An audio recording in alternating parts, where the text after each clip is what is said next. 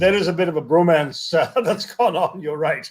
And that bromance, which manifested itself in Howdy Modi in Houston and Namaste Trump in Ahmedabad, all of that has led people to assume that that this relationship would be better if these two individuals continued it. But relationships between big countries are not about individuals, Sunetra.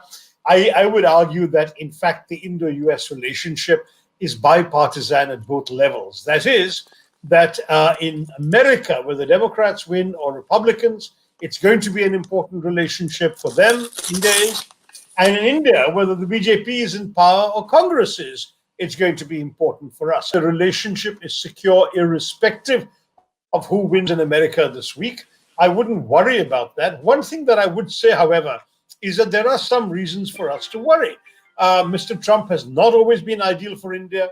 His stance on trade and tariffs, immigrant and work visas, the famous H-1B, and even on environmental policies, his throwaway comments on India about the Paris Accord, that India is asking for a lot of money to fix its environment. He's saying India is a filthy country with filthy air.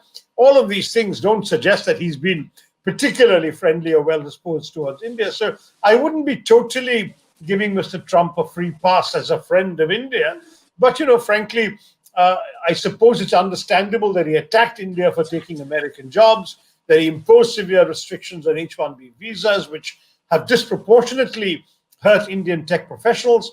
As long as we are getting progress in other things that matter to us, for example, on security cooperation, intelligence sharing, some of the geopolitics surrounding the Quad, we've been willing to adjust a little bit when it comes to the disagreements on trade, tariffs as well. But if Trump comes, we will have a far more transactional relationship than we've had with any previous president. So I think that the 4 years of Trump have not been an unmitigated blessing for India by any means.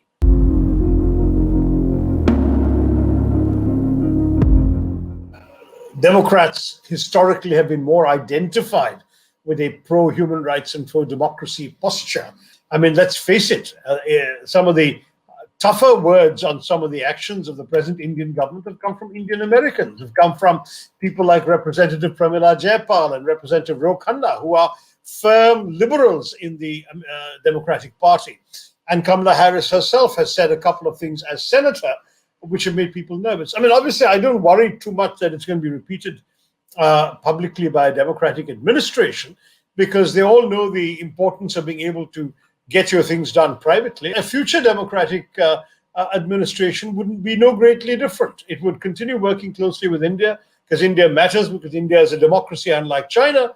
But where India falls short of its own standards, I would expect that we will probably hear about it. I mean, Mr. Trump has been quite indifferent to India's domestic politics, to Hindutva, to Kashmir, to any of these episodes. And perhaps the Democrats will not be quite as indifferent.